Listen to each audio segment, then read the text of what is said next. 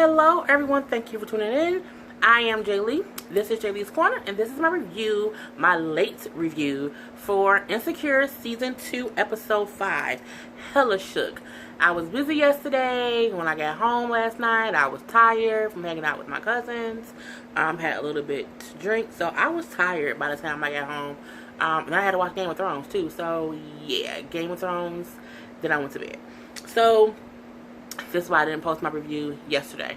But anywho, we'll get started with this particular episode.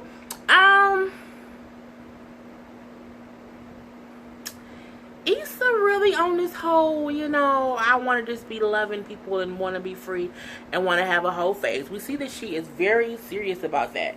The episode starts off with her driving somewhere and she's texting with people, and we all know texting and driving is dangerous. Don't text and drive. People don't text and drive. Just don't do it. So we see that she shows up and she's at Daniel's house. She knock on the door and she's like, "Hey, delivery." And he's like, "Leave it at the door." And she's like, "You got to sign for it. It's your package." And he's like, "I got a gun." And she's like, "It's Issa." And he, of course, opens the door laughing or whatnot because he knew it was her. And they kiss and hug and they go inside. So yes, guess who Issa's back to fucking? She's back to fucking Daniel. And this time, she ain't got to feel all guilty because she ain't cheating on Lauren's ass. But, I'm a firm believer in you can't go back to fucking somebody who wanted a relationship with you if you ain't ready for a relationship and if you just in your whole phase. So we shall see how that plays out. The next thing that we see is Molly, and she's at the other office, not in LA, but she's at the other office. And the guy, Lil Real, the comedian, he is in there talking or whatnot. Basically, he's like, hey, that you talk to the firm about knowing that the white guy make more money than you. And she's like, "No, I can't bring that up." And so he basically lets her know, like, look, there's other firms that you can work at besides, their firm or whatever. You don't have to stay there. And she's like, "I already put in, 4 or 5 years here. I ain't trying to give it up. I'm just going to make it do what it do." So, yeah, we see that whole little bit of a scene. I'm guessing that's building up to something because he was on the episode last time and they were kind of chit-chatting. So I'm like, is this going to be a guy she going to like?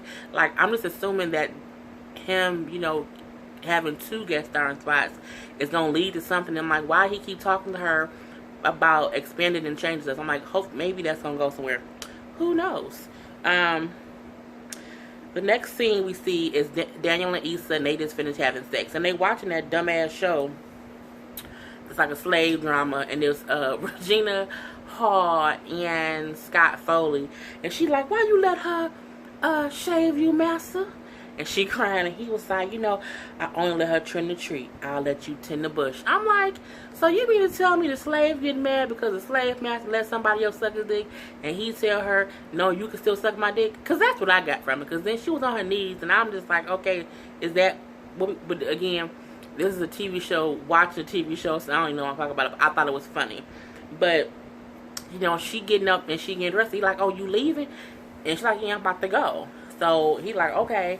So then he gets up and he all kissing on her and turns her around. And he kissing on her neck and being all cutesy and shit. And he like, "You got plans later or tomorrow?" And she like, "Why? You got plans?" He like, "Maybe." So they kind of giggling or whatever. And then, they both leave. So my thing is, what I'm saying? Issa on this whole tip. I'm smashing and then I'm leaving. Like, I ain't trying to have no feelings because they had sex.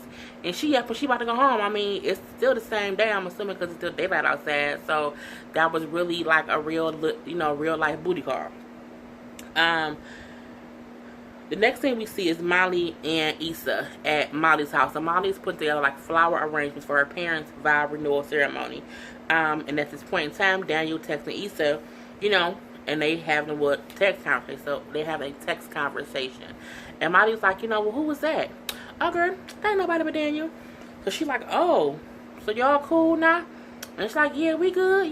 We talking or whatever. It's all good." So I'm like, "So, y'all can be cool with no feelings?" And she like, "Yeah, we friends who fuck." And everybody know who friends who fuck is another thing of, friends with benefits and just like, I'm saying, a fuck buddy. So Issa, I don't think it's smart for Issa to treat Daniel as fuck buddy. It's because they got history. You know what I'm saying? You can't really be You can't be a fuck buddy with a person that you have history with, where one of y'all wanted a relationship. Now, if he started off as a fuck buddy and he's a fuck buddy later, that's different. But Daniel at one point wanted to be with you. You wanted to be with him. Y'all had sex and all went haywire. So I'm like, I don't know about this. So, but my like, well, if you like it, I love it. And she's like, well, yeah, I ain't trying to have no feelings. I'm just trying to get everybody in my rotation, because as she keeps saying, she's in this whole phase. It's like, I got Daniel, I got Neighbor Bae, and then she got a new guy that she met on Tinder. She keep me motherfuckers on Tinder. I mean, whatever. And it's a new guy she's trying to get with, and he is actually like a Latino guy. And she's like, yep, I want to add him to my roster, And she's like, okay, yeah, girl, do what you gonna do. So, next thing that we see is Lawrence, and he's at jury duty. Well, he's trying to see if he has to be. He's at jury duty because they're picking the juries or whatever. And he's sitting there out front, and he's scrolling his Facebook timeline. So he's scrolling, and he's scrolling, and he's scrolling. And he see Kelly posted a little video. So he laughing at Kelly, their friend Kelly. Well, Issa's friend Kelly. And then he see a picture that Kelly posted of them from the night they all went out. So you see Kelly and her little dude. You see Molly. And in the background, what did he see? He see Issa smiling in Daniel's face. And he looked, and he, zoom in, because he like, do I see what I think I see? Like, is my ex, smiling face with the nigga she cheated on me with? And yes, that's what it was. So, of course, he kind of shook about it or whatnot, because I guess he's just shocked. And he gets called back up for jury duty. The next thing we see is Issa at work, and her and Frida still having a whole issue about, the racist black principal at that school. And, they're in a meeting, and Frida's being really weird, with Issa trying to still be normal. And Issa, goes and asks her, hey, what's up? What's the issue? And Frida basically lets her know, that she's upset with Issa for ignoring the principal who she thinks is racist. And, she felt like Issa was just trying to help herself by, not letting it be known that they were only helping the black kids and not the Latino kids, and that the principal is racist, and he's a black racist. Yeah. Issa like, really? That's what you mad about? You still mad about that? Kind of like, get over it. And she was like, I was trying to make the best out of the situation. And then she was like, she looked around for, she said that she was like, well, black people can't even really be racist. And she was like, when she said it, she was like, we can't even really be racist. And she was like, what? And she was like, yeah, we can't, because we're black. And then she was like, racism is about having the power to manipulate a situation against someone else, which is very, very true. You know what I'm saying? And the principal, in one way or another, was using his job as principal to not, I won't say he not helping the Latino kids. Well, yeah, he is, because he's not forcing them to go to the program. Damn it, man. But I try not to speak about race on my channel, because it can get crazy. Issa is just saying how, Frida is lucky because she has the privilege to choose to be upset about a black person being racist. And she like, so I can't call someone of color, out for doing something wrong. And Issa was like, no, that's the world that we live in, where, a black person can't really be racist. I don't necessarily agree with that. You know what I'm saying?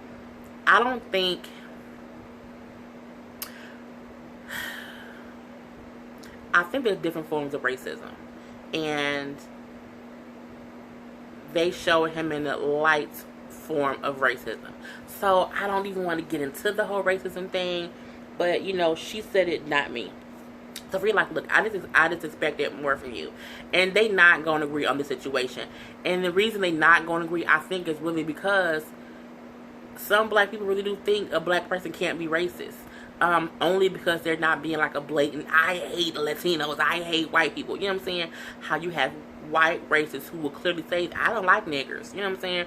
So I think because Issa is thinking he's not coming out right and saying, I don't like Latinos, I don't like Mexicans, he's not coming out right and saying that, she's like, well, he's not really that bad. When in actuality, it's still a bad thing. So yeah, but Frida's like, she just feel like Issa could have did better in the situation. She feel like Issa's basically ignoring it. Anywho, we next see the Molly back at home, at her parents' home, basically, for the whole vow renewal. And Dro, the friend who's married, who has an open marriage, who was trying to sleep with her, he's also there because his parents live across the street from her parents, so they're all there for the vow renewal.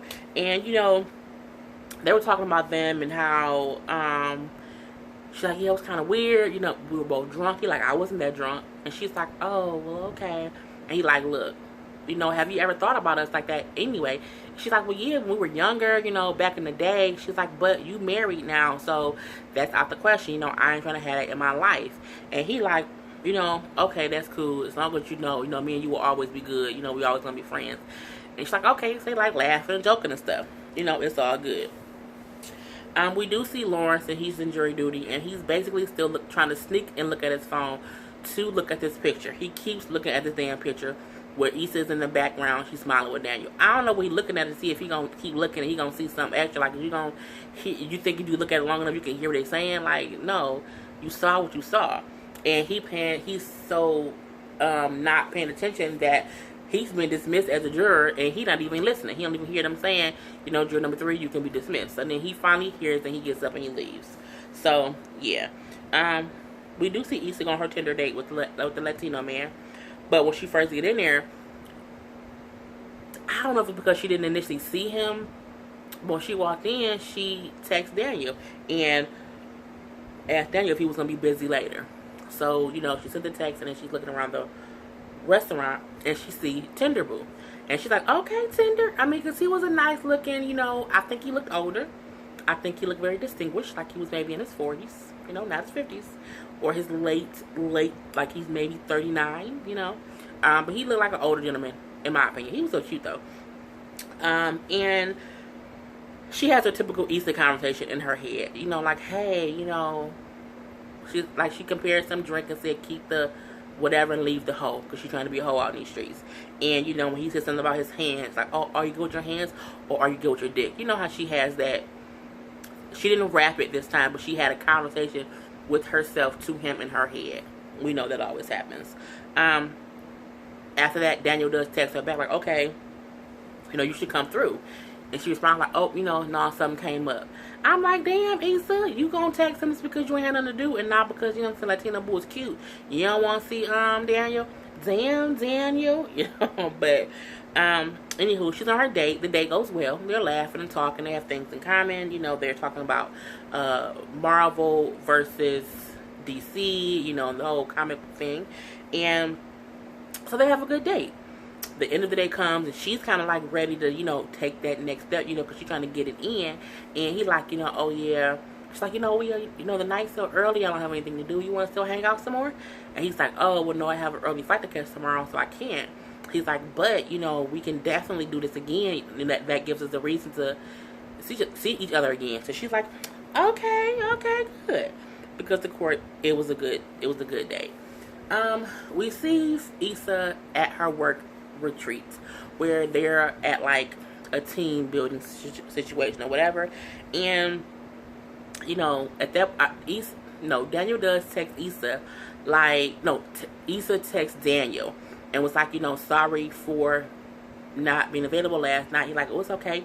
You can make it up to me tonight. He didn't do that. I did, because that's what it meant. It meant you can give me some of that coochie tonight, Issa. That's what I thought it meant. So, anywho, she's at her little work retreat thing, and they have to answer this particular scenario question of, there's a good kid. He's getting good grades. He's whatever. He starts to not be such a good student. He's acting out. What are some causes for this? And they call like Issa up, Frida up, and 2 of the other co-workers. And, Frida like, okay, so, maybe I'm wondering if he has like home life changes. And another person says, maybe the parents are, affiliated with an organization. Someone else says drugs, and someone else says maybe they're pregnant. So Issa like, why don't we just ask them what's wrong instead of, I said, damn, did I sound like her? Fuck. She's like, why don't we just ask him what's wrong versus assuming shit? I thought that initially anyway.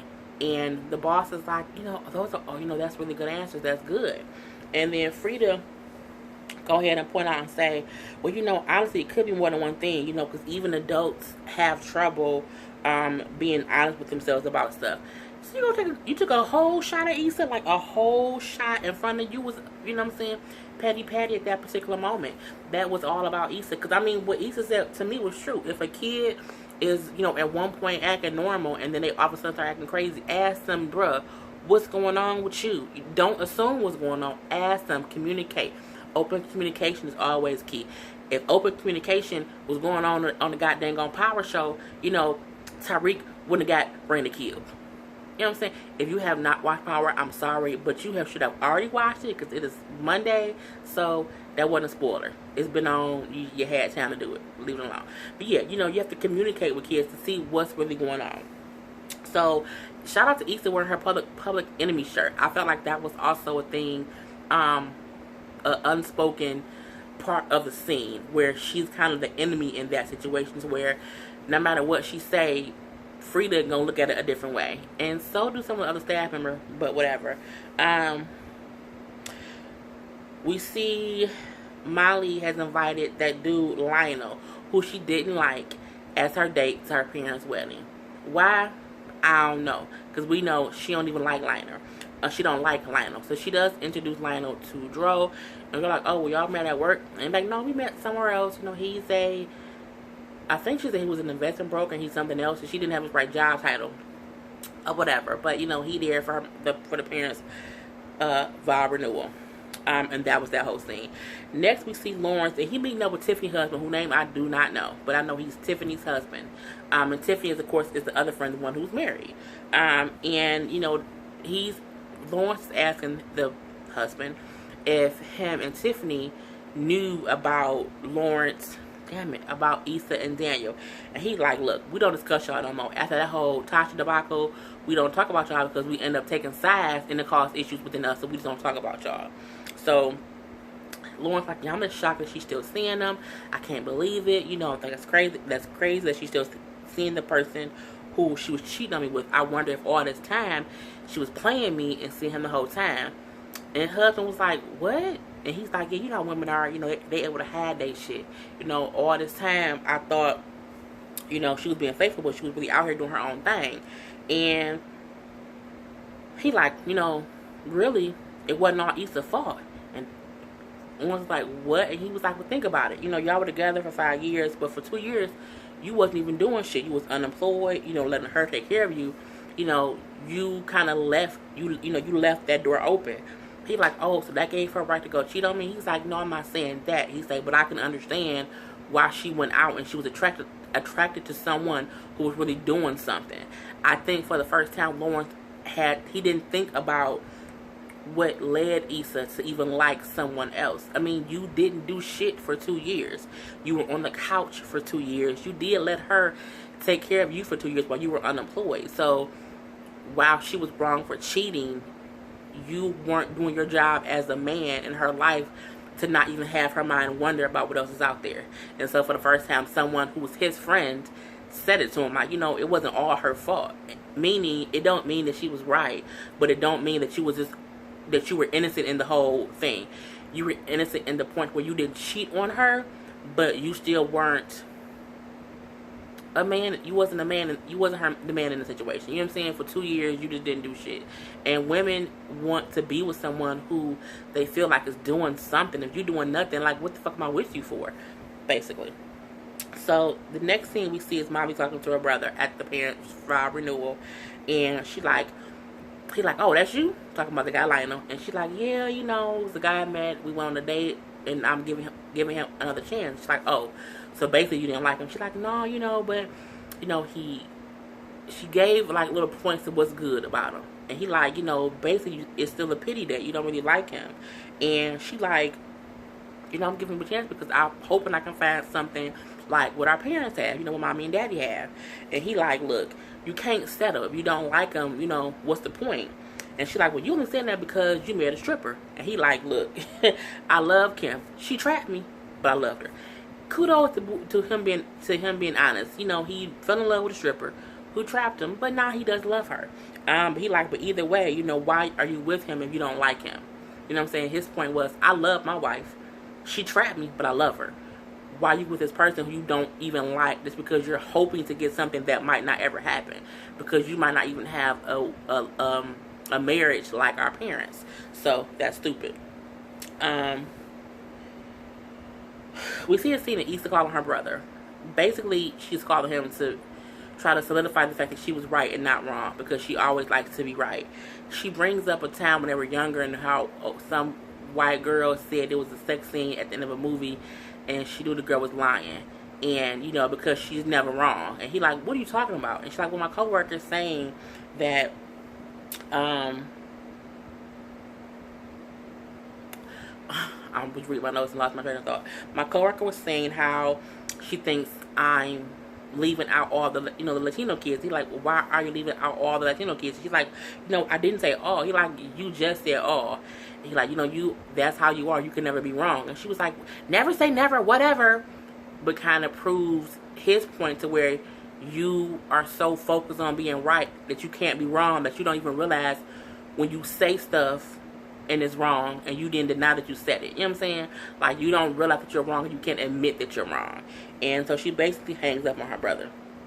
And so as she's in the bathroom having this conversation, her neighbor boo, I think he like video messaged her or something. I don't know, maybe it was like a little Snapchat thing. And she's like, well, you know, I'm at work, I'm bored. He's like, well, you know, well, how bored are you? You know, send me a video, mama, send me a video, but something that was pathetic. And Issa too goddamn old. She should be too goddamn old to fall for that.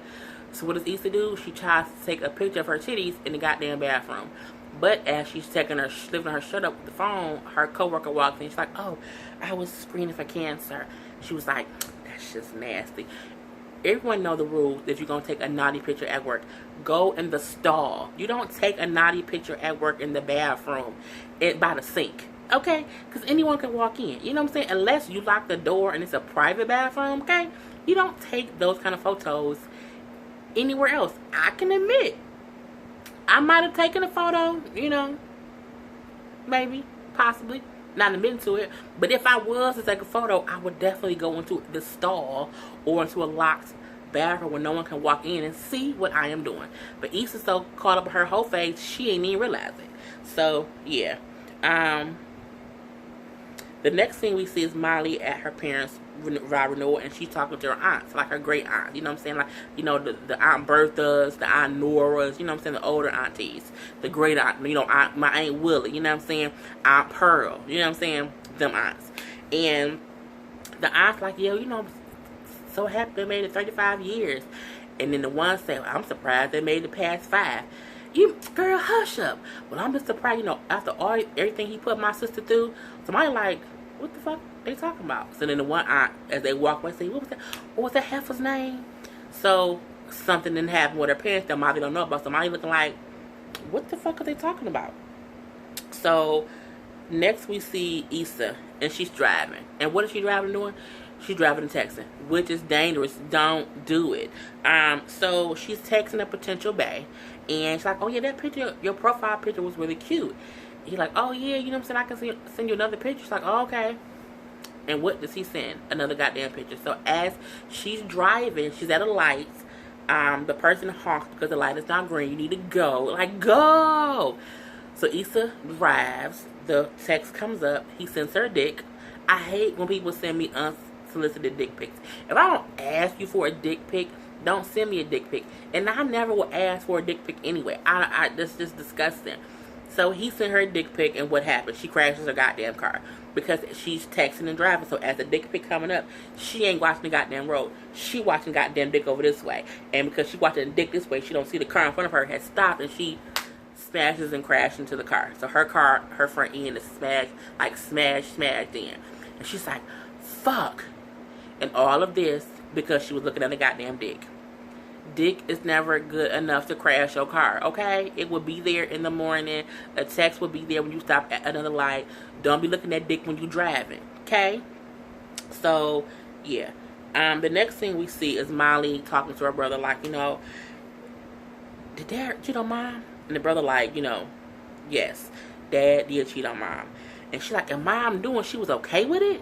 And he like, look, You know, they worked through it. It was a long time ago. Fuck that. Fuck that ceremony. Fuck all this fake shit. So she cussing all loud in the kitchen.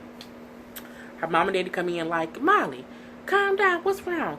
And she's like, Dad, how could you cheat on Mom? And they look like, oh shit. Nah, Molly, no. And, you know, before Dad can say something, Mom steps in and she say, look, it was a long time ago. And she was like, Mom, you know, why would you stay? And she's like, you know, he made a mistake. And Molly gets pissed off. And she's like, nope, I can't do this. And she leaves. Now, when Molly leaves and she going out the house, Lionel like, are you okay? She ignores him as if he ain't even there. And she keeps walking. So then Lionel and Dro look at each other like, well, damn, which one of us should go get her? And Dro like, you know, I got this. And he leaves to go get her. He helps her to her car. My thing on that is, Molly, you too grown to be acting like that. You know what I'm saying? I get that you shocked that your parents' marriage wasn't perfect and, you know, incident free.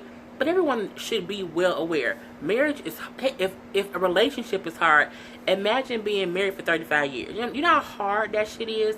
And that's why I tell people, you can't always be quick to walk away. It don't mean you can forgive anything somebody do. But like her mama said, he made a mistake. Now, you know, you only allow one mistake like that. You only allow to accidentally fuck someone one goddamn on time. And if we marry, we not gonna tell our kids about that because that's private. And Molly, to me, she overreacted. I mean, damn. Yes, you can be pissed, but you are an adult now. You can't storm off like a kid. Like, you act like, you know, you found out your daddy was beating your mama. You know what I'm saying? Now, if your daddy was beating your mama, that's a reason. Like, Mom, what the fuck is wrong with you? But I mean, if daddy a long, long time ago cheated on mama, and if mama got over it, and if they were able to really get over it, and dad didn't do anything else wrong since then, what the fuck is you mad for, Molly? You grown as hell out in these streets. The fuck? So, anywho, Issa calls Daniel because she's in a car accident and she was on her way to meet him. She's like, I didn't want you to think I was ghosting you, so, you know, I got into a car accident. He basically like, you know, I'm gonna come get you. Cool. Next we see Lawrence at home and he's staring at Issa's Facebook page and his mouse is on the block button. Now I'm confused because I'm like, you trying to block her as if she was stalking you when you all on her goddamn friends' Facebook pages. But I'm like, maybe he blocking her so that even he can't see her pages. But I'm like, I hope you're trying to block her as if she's stalking you. But again, he probably was blocking her because he pissed off. And everybody know what an evil, mean ex do. They do one or two things. They either stalk your page or they block you. It's always one of the two.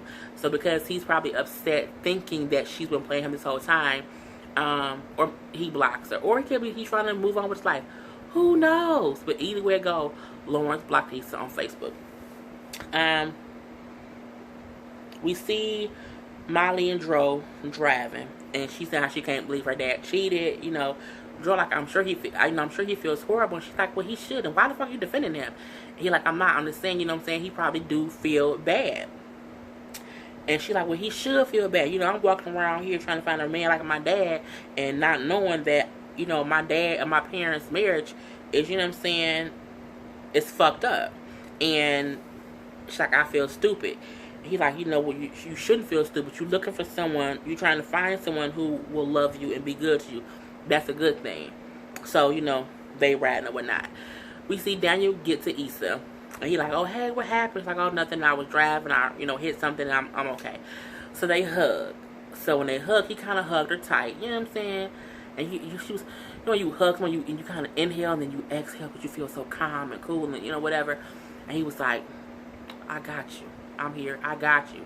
And she like, we good, right?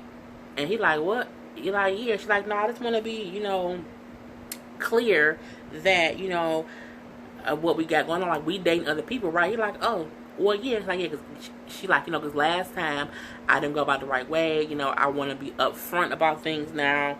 I want us to be on the same page. And she kept saying that. And he like, well, yeah. I mean, I think he thought they were a little bit more, not a lot of bit more, but a little bit more. But he plays it cool. He like, yeah, you know, we good, we cool. You know, I know it. You know, it is what it is. And so, you know, they walk up to the car, of course, because he's gonna drive her home. Last thing of the night is, you know, Dro drops Molly off to her hotel, and he like, you know, I'm just gonna Uber back. You know, I'm gonna get you here safe. You know, you have a good night. He walks away, She stops him. The next thing we see is Molly fucking Dro. I mean, like, fucking Dro. I mean, like, fucking Dro. I mean, like, fucking Dro, like he not a married man. I can't... Look, mind you watching, I'm finna say some real foul language. Because my voice is gonna be real foul. I can't even get horny for a married man. And that's as PG as I can say it. Like, nothing on me flows the right way to where a married man and me can get down. I mean, Molly and Dro was fucking like, you know what I'm saying, going for the marathon win, okay? You know what I'm saying? He all up in it. He going down on her or whatever, you know, in a little scene. And I'm like, how are you even enjoying it when that is a married man? And my thing is, if he got an open marriage with his wife, I need to first at least talk to his wife to be sure what he's saying is true. Because how you know that he ain't lying just to fuck you? You know what I'm saying? You don't know that. If a couple has an open marriage, I need both of y'all to tell me it's open, so I know that if I am open to it, that your wife know I at least okayed it with you. You know what I'm saying? But I'm like, he just telling you that he got an open marriage. You ain't heard nothing from the wife? I would have had to have that conversation with her, but they didn't. And that's how the episode ended. So that's my review of Secure from Sunday night, you know, episode 5, season 2. Is that what it was? Was it Jamie? Yep, episode 5, season 2. So until next week, people, I am Jay Lee. This is Jaylee's Corner.